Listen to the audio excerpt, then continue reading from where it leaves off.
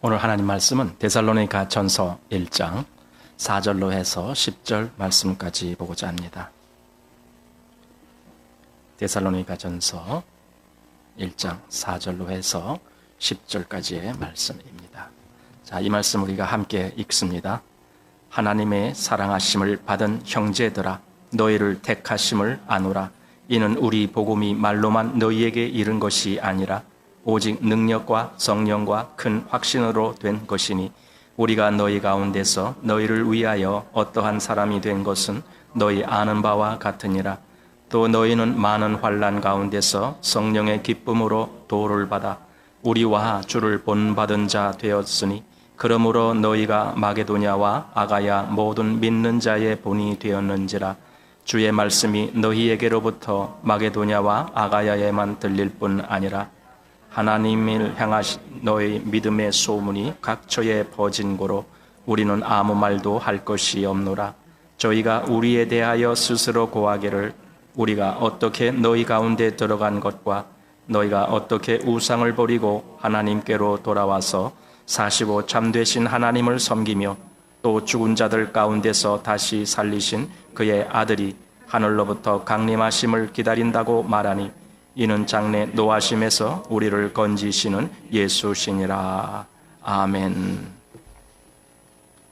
네, 지난주에 우리 4절까지 했는데 오늘 다시 4절부터 또 봅니다. 왜냐하면 원래는 3절까지가 앞부분으로 이렇게 잘라야 좋은데 3절까지 하면은 말이 끝나지가 않아서 제가 일부러 4절까지 했습니다. 그래서 오늘은 다시 4절부터 이렇게 보게 되는 겁니다. 여기 보면은 하나님의 사랑하심을 받은 형제들아. 자, 우리가 누구를 대할 때, 어느 그리스도인을 대할 때 이런 말을 할 수 있는 그리스도인이라면은 참 얼마나 좋을까. 그죠?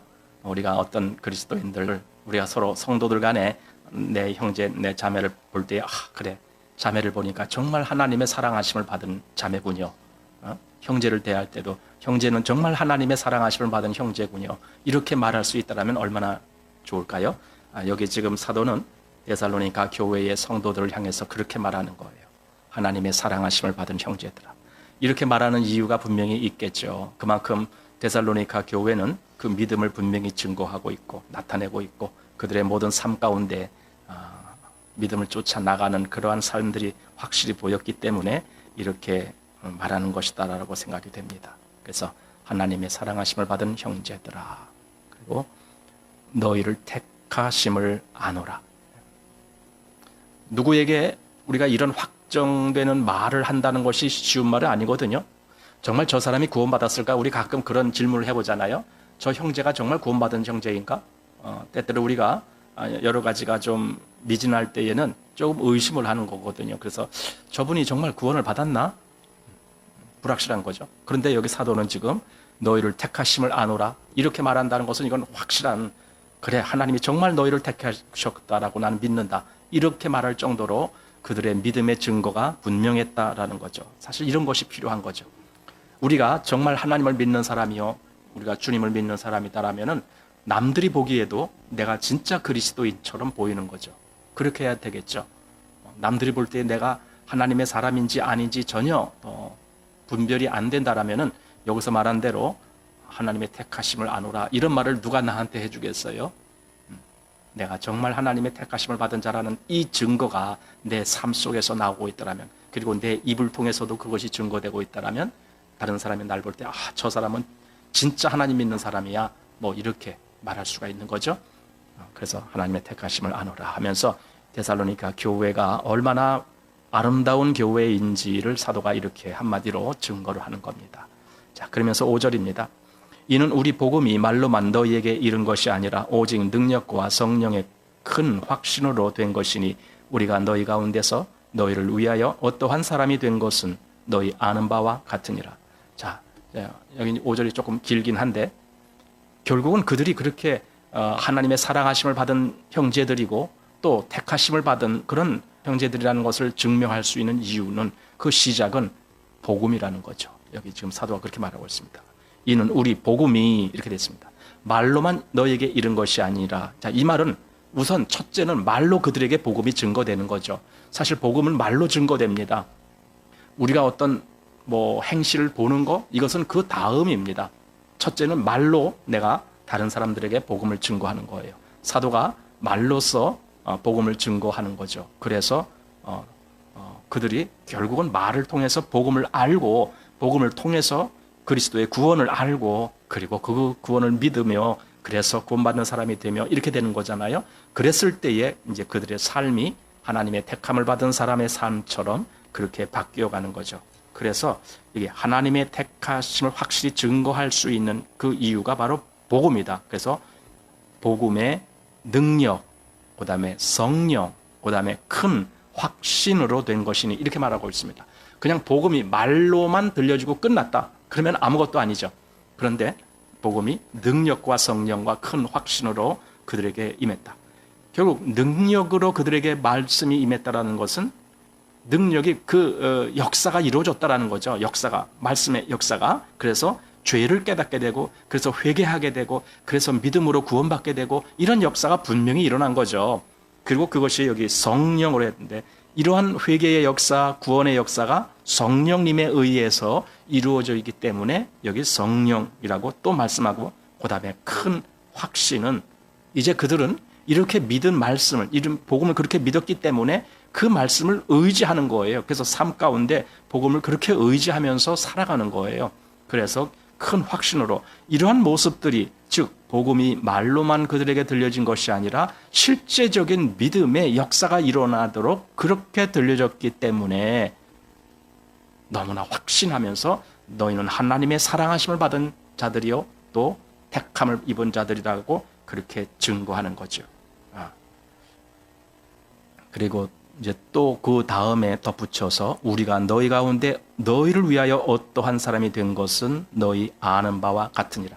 이미 그들이 사도 바울과 또 같이 온 그들이 복음을 전할 때 말로만 전한 것이 아니라 실제적으로 그들의 행실이 어떠했는지 이런 것을 다 보았거든요. 그래서 그렇게 증거하는 거죠. 자, 그래서 6절로 가보면은 또 너희는 많은 환난 가운데서 성령의 기쁨으로 도를 받아 우리와 주를 본받은 자가 되었으니. 자, 여기도 이제 환난이라고 하는 내용이 나옵니다. 그 많은 환난 가운데서 성령의 기쁨으로 도를 받아. 도를 받았다. 사실 도라는 말을 쓸 수도 있고 또 다른 것은 말씀이다라고도 쓸 수가 있습니다. 여기 지금 6절에는 도를 받아 이렇게 돼 있지만은 2장 13절에 가보면은 거기는 말씀으로 하나님의 말씀을 받아 이렇게 되어 있습니다. 그래서 하나님의 말씀을 받을 때에 사람의 말로 아니하고 하나님의 말씀으로 받음이니 이렇게 말씀했습니다. 그러니까 도라는 것은 결국은 하나님의 말씀이라는 거예요. 그 실체를 다른 말로 도라고 했습니다. 그런데 이 도, 즉 하나님의 말씀, 그것은 곧 또 그리스도를 이야기하는 거예요. 그래서 이렇게 각도에 따라서는 하나님의 말씀이라고도 할 수 있지만 어떤 때는 그것이 실제적으로 무엇이냐 했을 때는 바로 예수 그리스도다 이렇게도 말할 수가 있습니다. 그런데 여기 데살로니가 성도들이 사도들을 본받는다 이런 말을 해요. 여기 지금 계속 그 말을 여러 차례 합니다. 여기 다시 한번 6절 보십시오. 또 너희는 많은 환난 가운데서 성령의 기쁨으로 도를 받아 우리와 주를 본받은 자가 되었다라는 겁니다. 즉 사도들, 복음 전하는 자들, 그리고 주님을 본받은 자가 되었다. 본받다라는 말은 사실 다른 말로 하면은요, 따라간다 그 말이에요. 따라간다. 그대로 그 길을 따라간다. 앞선 사도가 또는 앞선 저 형제들이 그 간 신앙의 길을 그 뒤에 그 사람들도 그대로 따라가는 거죠. 이게 본받는 거예요. 그냥 본받는다라는 것이 단지 외형적인 면이 아니라 이미 마음에서도 같은 길을 가고 있을 때 본받는다. 사도는 고린도전서 11장 1절에서 내가 그리스도를 본받은 자 된 것 같이 너희는 나를 본받는 자가 되라. 이렇게. 즉 그리스도를 본받았어요. 그러니까 너희도 나를 본받아. 그러면은 나처럼 너희들도 그리스도를 본받아. 이렇게 되는 거거든요. 그리스도를 본받는다. 도대체 뭡니까? 그러니까 그리스도를 본받는다라는 말 속에는 오해의 소지가 상당히 많이 있는 걸 우리는 발견하게 돼요.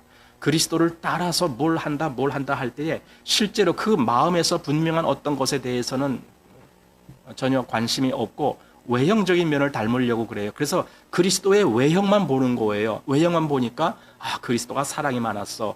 그리스도가 뭡니까 고아와 과부들에게 친절하셨어. 그리스도가 어떻게 이렇게 외형만 닮아가려고 하는 거예요. 근데 그리스도를 본받는다라는 개념은 그런 외형을 본받는다는 개념이 아닙니다.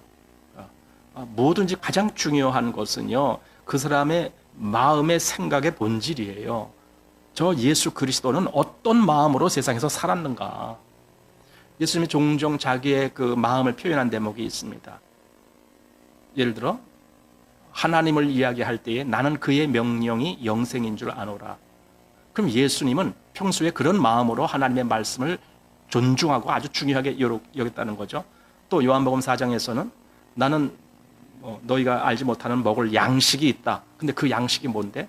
아버지께서 내게 하라고 하신 그것을 다 이루는 그것이 내 양식이다. 그러니까 예수님의 마음에서는 항상 하나님의 말씀을 실행하는, 그것을 이행하고 그것을 그대로 실천하는 그런 마음이 늘 마음에 있었죠. 그러면 내가 예수님을 본받는다라고 말할 때는 내 마음 속에서도 동일하게 하나님의 말씀을 가장 중요한 삶의 원칙으로 삼는 거죠. 그냥 외형만 따라서 삼는 것이 아니라 그 마음의 중심이 어디를 향하고 있는데, 어느 길로 갔는데, 이런 것들을 그대로 내 안에서도 이루어지게 하는 거죠. 그래서 여기 정말 그리스도를 본받는다라는 말을 우리가 할 수 있습니다. 그랬을 때에는 분명히 그 삶에 있어서도 그리스도를 본받은 사람의 삶이 보여지게 돼 있죠. 마음이 어떠하면은요, 그의 행동도 그 어떠하다라고 우리가 알 수 있어요. 그게 동떨어질 수가 없어요. 저 사람 마음이 어떠냐? 그럼 그 사람의 행위도 그래요. 어딘가 시편에 그랬습니까? 잠언에 그랬습니까? 그 어떤 위인 얘기 나오잖아요. 생각이 어떠하면 어떡하고 이렇게.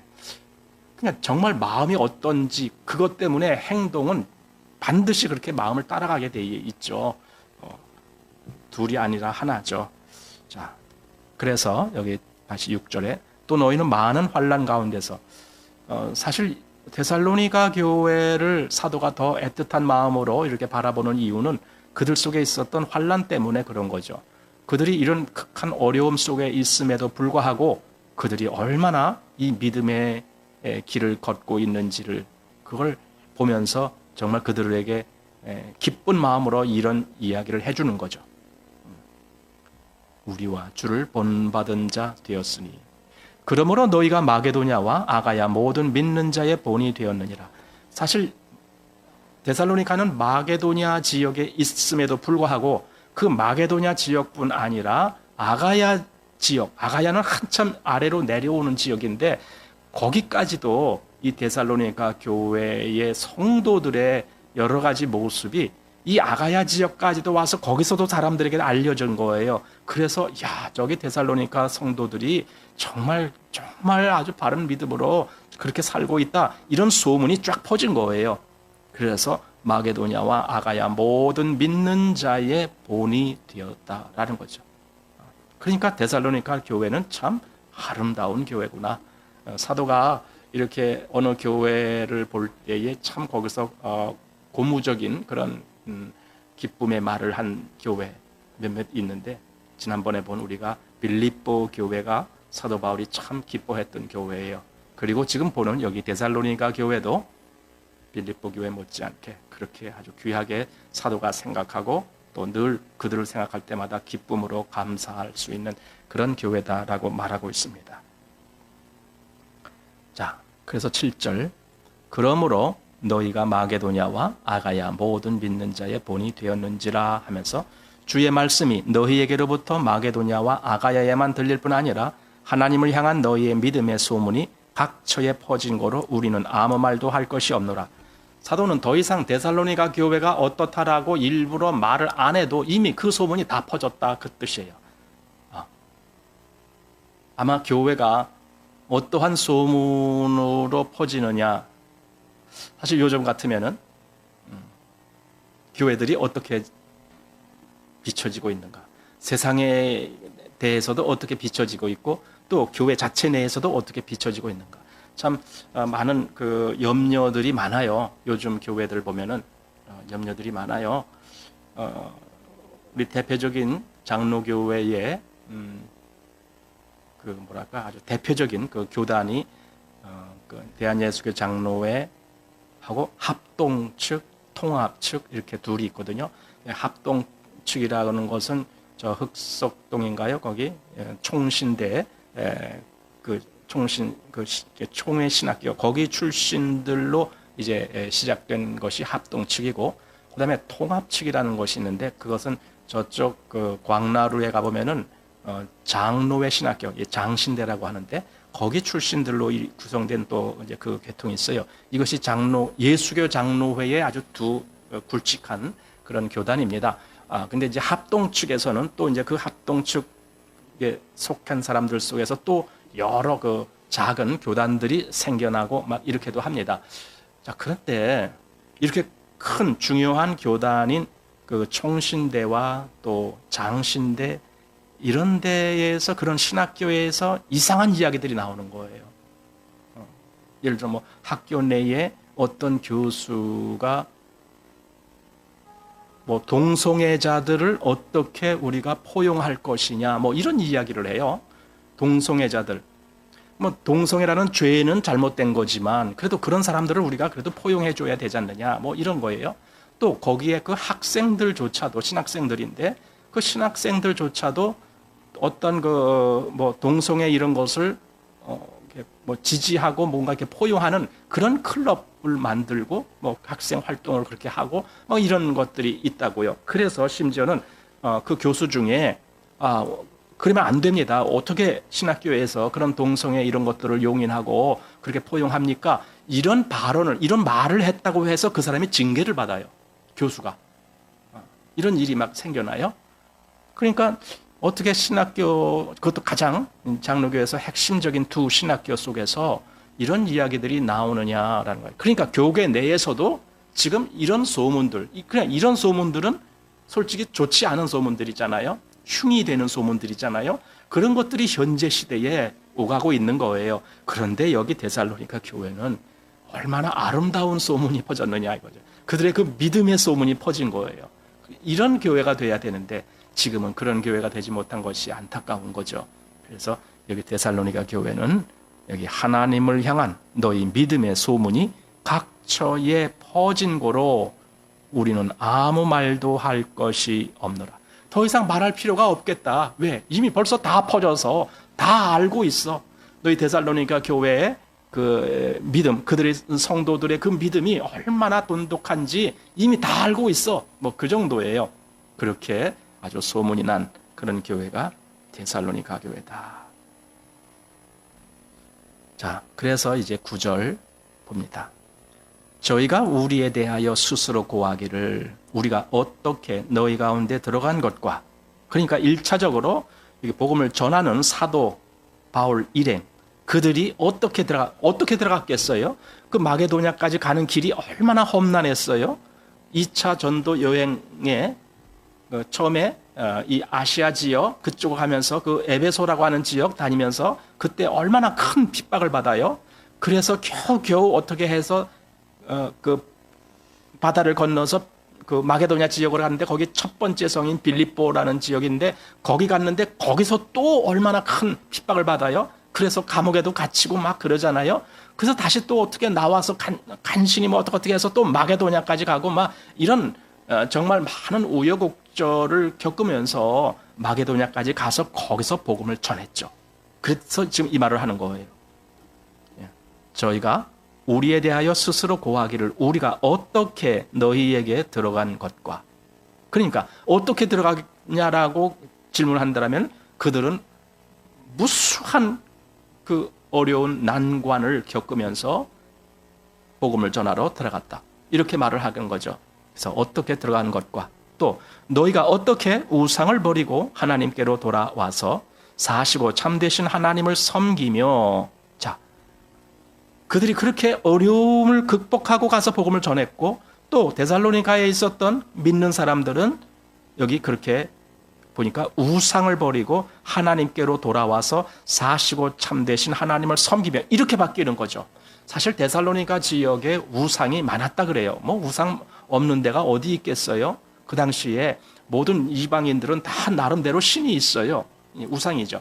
그래서 그런 우상, 더 극성스러운 곳도 있고 하겠죠.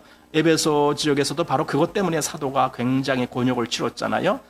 크도다 에베소 사람들의 아데미요 하면서 그 아데미가 이제 지금도 그 신화집에 나오는 그 아르테미 그 신을 얘기하는 거거든요. 그 아르테미 신전 이런 걸 말하잖아요. 그러니까 그런 걸 그 당시에 믿었던 사람들이 사도 바울이 와서 그런 것이 아니라 오직 여호와 하나님 한 분이시고 또 우리를 구원하실 분이 또 한 분이시다. 이것만 전하니까 그게 정말 죽이도록 미워지는 거죠. 그래서 우상, 그런데 여기 데살로니가 성도들이 우상을 버리고, 사실 이겁니다. 우상을 그대로 가지고 있으면서 하나님을 믿어요? 그럴 수는 없어요. 그건 불가능해요. 그건 불가능하죠. 정말 하나님께로 돌이키려면은 그 전에 자기가 믿던 우상을 버려야죠. 만약에 내 마음속에서 내가 하나님을 알기 전에 마치 우상처럼 내 마음에 제일 중요한 위치를 차지했던 그런 것이 있었다라면 버려야죠. 과거에 있었던 그런 잘못된 것들을 그냥 가지고 하나님을 믿는다. 그러면 이게 뭔가 잘못된 거죠. 그래서 하나님을 믿는 사람은요, 누가 말을 하지 않아도 그의 삶이 바뀌어져요. 삶이 바뀌어진다니까. 그래서 우리가 어떤 사람들을 볼 때에 아니 저 사람이 하나님을 믿었다고 하는데 왜 아무것도 바뀌질 않지? 왜 옛날과 똑같은 삶을 살지? 이렇게 되면은 우리는 의심할 수밖에 없죠. 저 사람이 정말 하나님을 믿은 사람인가? 의심하게 되죠. 정말 바뀌는 것이 있어야죠. 그러니까 여기 지금 우상을 섬겼던 사람은 당연히 우상을 버려야 돼요. 또 그다음 두 번째로 하나님께로 돌아와서, 그러니까 첫 번째로 우상을 버리고 두 번째로 하나님께로 돌아와서 그다음에 사시고 참되신 하나님을 섬기는 거예요. 하나님을 섬기는 삶이 돼버려요. 이게 바뀐 거죠. 전에는 우상을 섬겼어요. 전에는 내 마음의 세상을 따라갔어요. 그런데 이제는 오직 주님만을 따라가요. 이렇게 바뀌는 거죠. 실제로 그리스도인은요, 바뀐 사람이에요. 바뀐 사람. 이걸 보고 우리가 다시 태어났다. 그래서 거듭났다. 이렇게 말하는 거죠. 그래서 거듭났다라는 것은 내가 무엇을 알았다라는 개념이 아니고 내 삶이 완전히 새 사람이 됐다. 이런 개념이거든요. 이게 거듭난 거거든요. 그래서 거듭났다. 다시 태어났다. 그래서 참되신 하나님을 섬긴다. 그 다음에 또 죽은 자들 가운데서 다시 살리신 그 아들이 하늘로부터 강림하심을 기다린다고 말하니, 이거 소망이 있어요. 기다린다는 것은 소망한다 그 뜻이에요. 뭘 소망하는데? 하나님의 아들이 다시 오실 것, 그 강림하실 것을 기다리는 거예요. 그러니까 주님을 기다리니까 모든 삶이 주님을 기다리는 쪽에 맞추어지고 있는 거죠. 내가 무엇을 바라고 있다, 기다리고 있다 하면은 그쪽으로 맞추어지게 되겠죠. 그래서 여기 지금 9절과 10절 보면은요, 이게 세 가지가 나오는데, 첫 번째로 우상을 버리고 하나님께로 돌아왔다. 이거죠. 돌이켜졌다. 이거죠. 이걸 보고 3절에서는요, 믿음의 역사라고 했어요. 믿음의 역사. 그 다음에 두 번째로는 참되신 하나님을 섬기며, 사시고 참되신 하나님을 섬기며, 여기 섬긴다라는 개념 속에는 사랑의 수고라는 개념이 있는 거예요. 그 다음에 세 번째로 죽은 자들 가운데서 다시 살리신 그의 아들이 하늘로부터 강림하심을 기다린다고 말하니, 하늘로부터 오신다라는 것을, 그걸 말한다는 것은 기다린다는 거예요. 그래서 3절에 소망의 인내, 이렇게 말했던 거예요. 그래서 사도는 지금 이 믿음의 그 모든 모습들을 반복적으로 말씀하면서 믿음이 이런 거다. 데살로니가 성도들의 믿음을 이렇게 여러 가지 모양으로 그렇게 말해주고 있습니다. 그래서 여기 다시 오실 주님을 기다리는 거예요. 자, 그런데 성경에는요, 정말 주님이 다시 오실까? 다시 오실까? 이것에 대해서 성경은 너무나도 많은 말씀을 해주고 있어요. 다시 오실 것에 대해서. 사실 그리스도인은요, 이 소망이 있어야 돼요. 그냥 그리스도인은 오늘 하루 살고 마는 그런 삶이 아니에요. 오히려 우리는 오늘의 삶이 어떠했는지, 그거 솔직히 그건 그렇게 중요하지 않아요. 왜냐하면 우리가 바라보고 있는 그 지향점, 그 목표 지점이 어디냐? 여기가 더 중요해요. 근데 그 목표가 어디냐? 주님을 만나는 거예요. 우리 그리스도인들의 목표는 주님을 다시 만나는 거예요. 그런데 주님이 다시 오신다라고 약속을 했어요. 물론 주님이 다시 오시기 전에 내가 먼저 주님께 갈 수도 있지만 그렇지 않고 내가 이 땅에 존재한다라고 할 때에 주님이 다시 오실 때 만나는 거죠. 그래서 성경 전체 속에서 이 주님이 다시 오신다라는 것 제가 몇 곳만 이렇게 한번 쭉 봤어요. 한번 여러분들 생각해 보십시오. 먼저 로마서 8장 23절에 보면은 양자 될 것 곧 몸의 구속을 기다린다 이렇게 돼 있어요. 그럼 그게 언제냐? 주님이 오실 때 그렇게 변하는 거예요. 우리 몸의 구속, 이 몸조차도 변화하여 그러잖아요. 썩지 아니할 것으로 변화하는 이런 역사가 주님이 오실 때 일어나는 거거든요. 그것이 로마서 8장 23절이고 고린도전서 11장 26절에는 성찬을 말씀하면서 거기 이런 말씀이 있어요. 주의 죽으심을 오실 때까지 전하는 것이다 이거죠. 성찬을 하면서 주님을 기념하는 거예요. 근데 어떻게 기념하는데 그 중에 하나가 주님의 죽으심을 주님이 다시 오실 때까지 전하는 거예요. 그럼 오실 때까지라고 분명히 말씀했어요. 주님 다시 오신다고요. 또 고린도 후서 5장 2절에는 하늘로부터 오는 우리 처소로 돋입기를 간절히 사모하노니 이렇게 돼 있어요. 언제 그 일이 일어나냐고요. 하늘로부터 오는 우리의 처소로 덧입는 일이 언제 일어나느냐고요. 주님이 다시 오실 때. 그러니까 이 모든 일은 주님이 오신다라는 것과 관계가 없다라면 이건 일어나지 않아요. 그러니까 주님이 정말 오시는 것을 알 때 이 일이 일어나죠. 갈라디아서 5장 5절에는 우리가 성령으로 믿음을 쫓아 의의 소망을 기다리노니 여기 의의 소망을 기다린다. 아니 주님이 오신다라는 약속이 없으면은 뭘 기다릴 수가 있어요? 기다릴 수가 없죠. 근데 주님이 오신 것을 약속하셨기 때문에 우리는 그 의의 소망을 기다리면서 이 땅을 살아가고 있는 거예요. 빌립보서 3장 20절에는 오직 우리의 시민권은 하늘에 있는지라 거기로서 구원하는 자 곧 주 예수 그리스도를 기다리노니 그랬어요.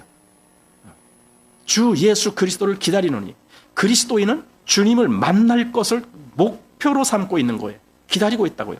또 빌립보서 4장 5절에는 주께서 가까우시니라 이거죠. 만날 날이 점점 가까워 오고 있다고요.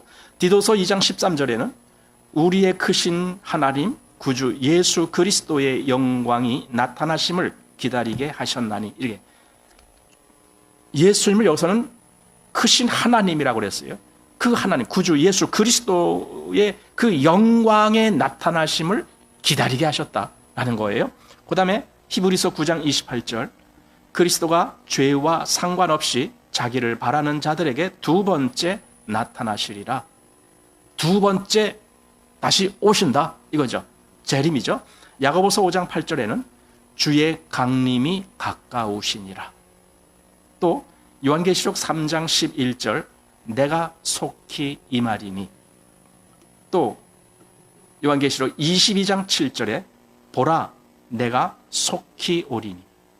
또 12절에도 보라 내가 속히 오리니. 이런 말씀이 계속 나와요. 제가 뭐 성경에 나오는 걸 다 추릴 수가 없으니까 그냥 몇 가지만 추려놨어요. 계속 성경은요 주님이 다시 오신다는 것을 지금 제가 여러분에게 말씀드린 거 10개가 10곳도 더 되는 것 같아요. 이렇게 계속 오신다라고 말씀을 하는 거예요.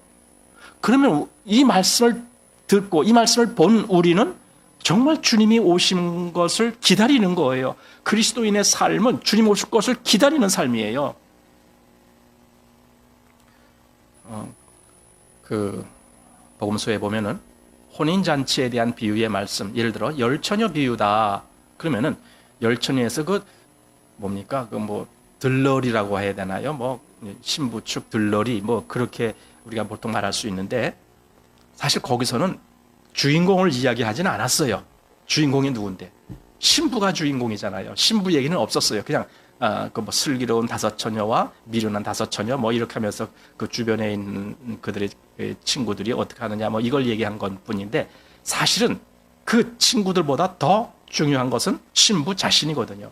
그러면 그 신부는 그날 밤에 신랑이 오신다라고 하는 그날 밤에 그 신랑을 얼마나 기다리고 있었을까 생각을 하는 거죠.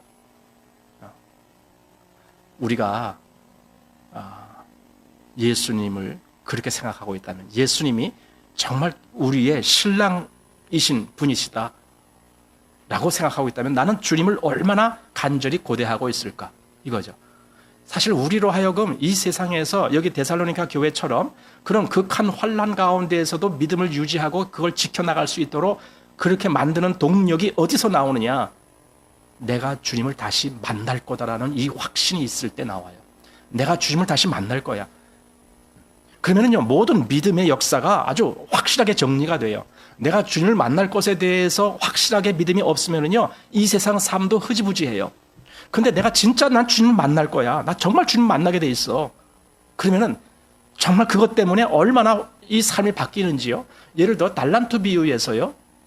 한 사람은 5달란트, 한 사람 2달란트, 한 사람 1달란트 받았어요. 그들의 삶이 무엇 때문에 그렇게 바뀌는 줄 아세요? 자기들에게 달란트를 나눠준 그 주인이 다시 오신다는 걸 알기 때문에 그러는 거예요. 주인이 다시 오셔. 나는 그때까지 정말 열심히 일해서 여기 5달란트 받았는데 또 5달란트를 남겼습니다, 주인님.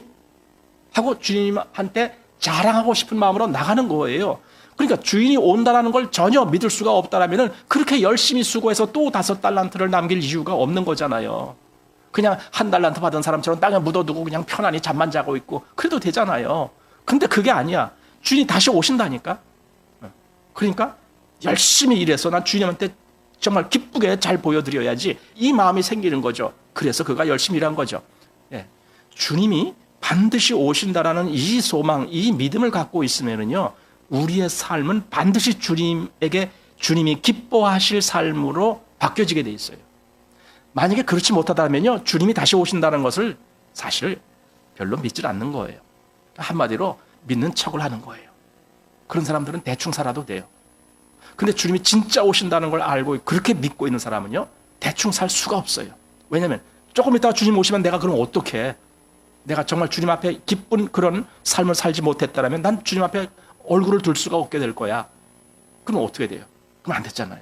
그러니까 내 삶이 어떻게 될 것은 내가 주님이 다시 오실 것을 어떻게 믿느냐에 따라서 결정이 되지는 거죠. 그리고 여기 10절 마지막에 보니까 그렇게 다시 강림하실 주님이 어떻게 하느냐? 이는 장래 노하심에서 우리를 건지시는 예수시라. 이렇게 되어 있습니다. 그분은 장래 노하심, 장차 있을 심판, 영원한 심판, 그 심판에서 우리를 건지실 예수십니다. 이거죠. 그 예수님을 나는 기다리고 있는 거죠. 그래서 여기 한마디로 이 1장 전체를 보면은요, 사도는 데살로니가 성도들에게 그들의 그 신앙의 그 정말 올바르고 정말 아름다운 그런 모습에 대해서 한마디로 감동한 거예요. 너희들이 이렇게 한다니 내가 정말 기쁘다. 뭐 그런 뜻이에요. 데살로니가 교회가 참 사도 바울 보기에도 정말 잘 나가는 교회였다. 믿음을 잘 고수하고 모든 행실에 있어서도. 그래서 제가 지난번에도 말씀드렸듯이 고린도 후서입니까? 거기에 그 연보를 이야기할 때에 그 마게도냐 교회가 그 극한 환난 속에 있으면서도 넘치는 연보를 했다. 이렇게 얘기할 때 바로 그게 바로 여기 데살로니가 교회.